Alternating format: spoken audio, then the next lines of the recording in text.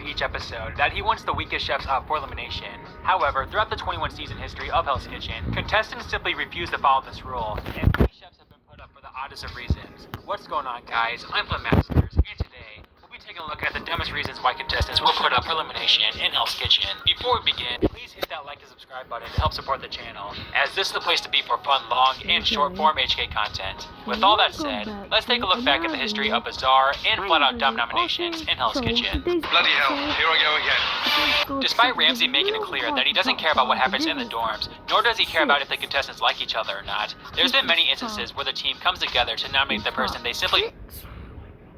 When it comes to fan casting in Hell's Kitchen, there's no better concept than heroes versus villains, as obviously Hell's Kitchen has its wide variety of legendary, heroic, and villainous chefs, who are all unique in their own way. And with many people agreeing that Survivor's best season is indeed heroes versus villains, why not Hell's Kitchen be the next reality TV show to pull off this concept? What's going on, guys? I'm Masters, and today, I'm happy to be joined by up-and-coming Hell's Kitchen YouTuber Ruby Stretch, as we'll be fan casting Hell's Kitchen heroes versus villains. Hi everybody, this is Ruby Stretch, the placement predictions guy.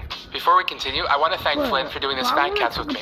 I had some fun. I hope you enjoy our picks. The two of us each picked out a list of chefs and combined our top picks together to form a cast of 20, with 10 villain chefs on one side and 10 heroic competitors on the other. As a disclaimer, we tried to avoid super controversial chefs, and we also avoided 3-time chefs for this cast, hence while there'll be no obvious picks such as Elise or Van. So with all that out of the way, let's fan cast what would hopefully turn out to be a legendary season of Hell's Kitchen. Bloody hell, here I go again. The number one hero on my list, a number one for most HK fans I assume, is Sterling Wright. Yeah, starting to be totes obvious here, but you simply cannot do this season without Mr. 100. I mean, yeah, Sterling is without question a legend in the HK community, as nobody has the level of charm and general likability that he does, making every one of us smile. And not only that, but he's arguably on the Mount Rushmore of the Hell's Kitchen franchise, and it's honestly crazy we haven't seen him return in any form. This season would hopefully be a ratings hit regardless, but I can assure you, at the very least bringing Sterling back for one more chance will unite many Hell's Kitchen fans, as he is indeed the face of the franchise when it comes to Hell's Kitchen heroes.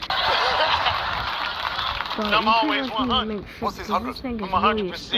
Okay, 100%. Right. Nice and creamy. You cook them with milk? No, with a lot of love. Oh, nice. Professional cooking experience, but managed to hold her own against more experienced chefs such as Chris, Ralph, and Michael. Additionally, as a mother of 6, Elsie garnered a lot of empathy from viewers as a relatable homey cook as the season progressed. Though this fan cast had its fair share of underdog figures, I'd say that my previous points about Elsie combined make her stand out as the show's first ever rootable underdog, or as some might say, the original hero. She had a comparatively strong start of the season, and she even beat Chris in a nomination even though he had much more professional experience. Finally, fans were irked when Elsie was sabotaged at the Final Four, but this also shows that the competition might have been scared of her. Given how long it has been since we've last seen Elsie, would her kitchen wisdom be highlighted on her return, or would she be seen as a hindrance to the fast pace? Only one way to find out. As excited as I am, I'm terrified. I've never worked alongside of a chef. What the hell am I doing? After an hour and a half serving your starters, you're very competent.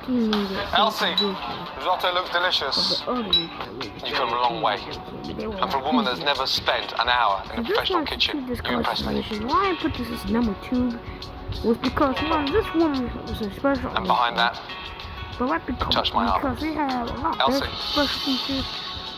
I'm proud of you. Thank you.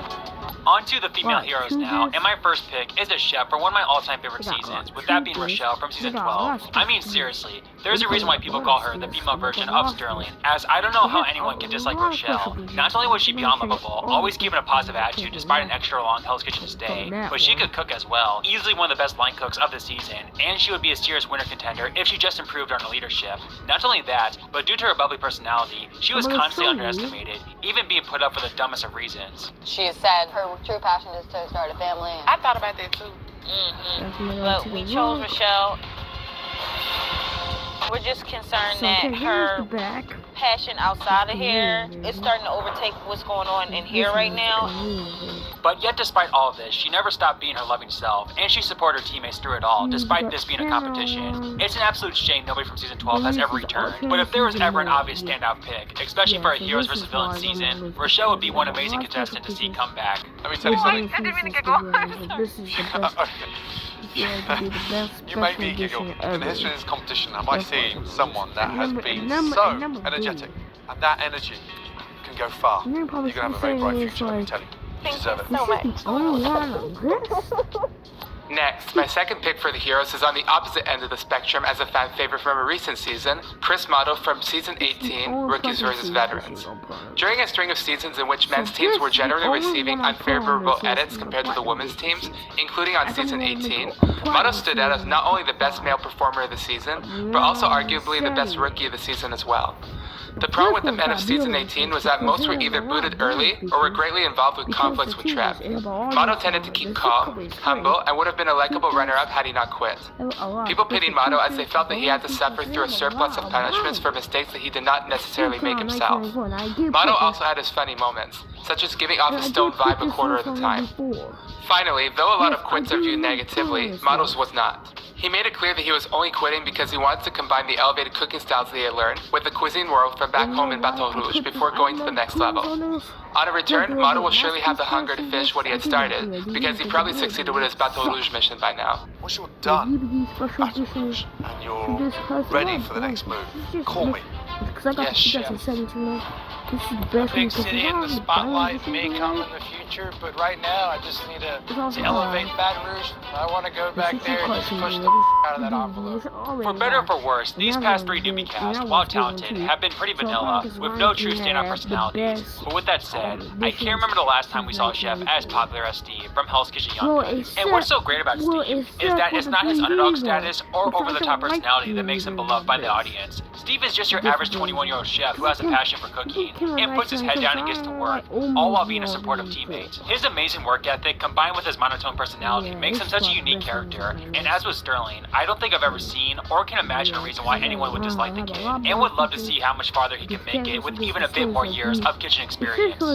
I can guarantee you that when I come back, I promise you, that I'll be firing in that 6th gear. I'm firing on all cylinders, and I'm ready to kick ass and take some initials, because names take too long right now. Your attitude has been solid. You never complained once, and you've come back fighting time and time again. Okay? In fact, keep your jacket. Okay? I don't want it. Moving on, my third pick for the heroes is someone who I felt needed to be of a certain caliber in order to maintain balance given a certain pick of ours on the villain side, and that is the runner-up of Season 5, Paula De Silva. Though she did not win, Paula was clearly the best chef on the Season 5 Red team and arguably on the entire cast.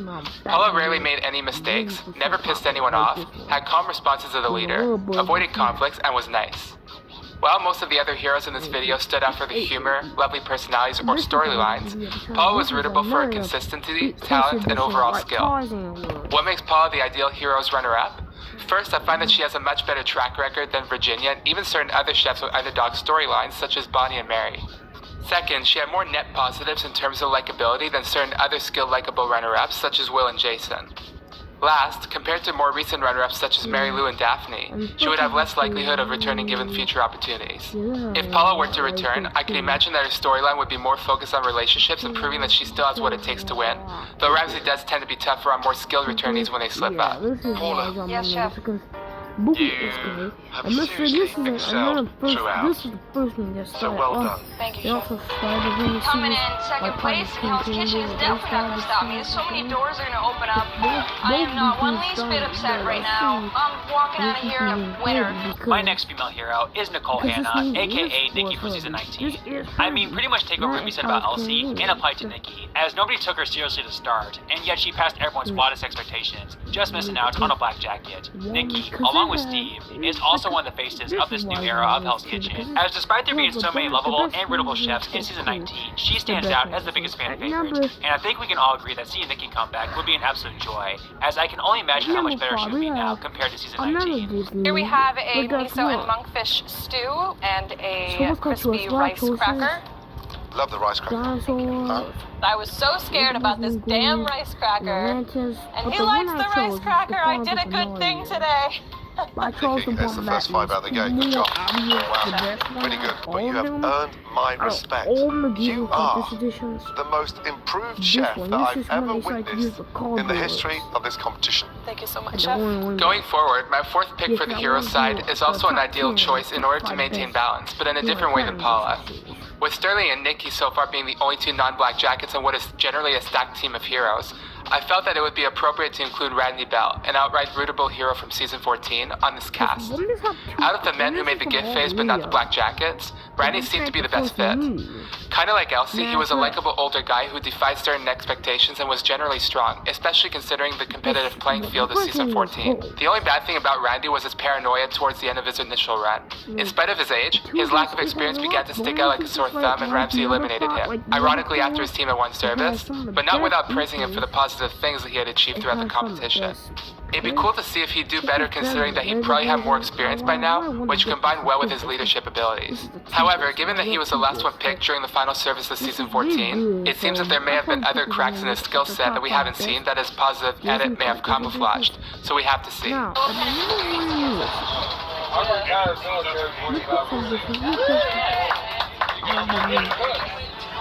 For his first ever Greek dish, Randy has made pan-seared chicken with eggplant and new potatoes. I don't think you can get any more Greek than this on a plate. I just keep tasting more. That's what I keep tasting. Delicious. Yeah, that's a 5. Thank you, Chef. It's body there.